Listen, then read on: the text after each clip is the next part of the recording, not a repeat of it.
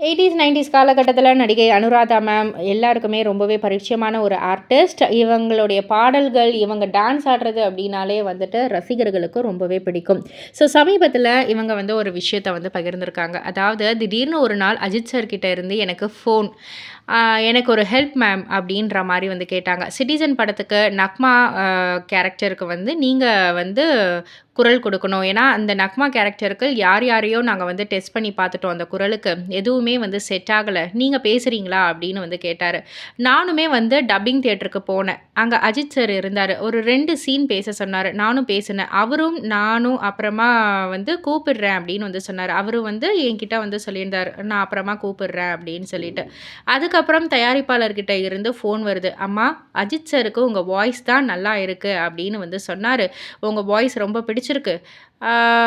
அதுக்கப்புறம் அப்படின்னு வந்து சொன்னதால தான் அந்த படத்தில வந்து என்னுடைய குரலையே நான் வந்து குடுத்தேன் நக்மாவுக்கு அப்படின்ற மாரி சொல்லியிருந்தாங்க.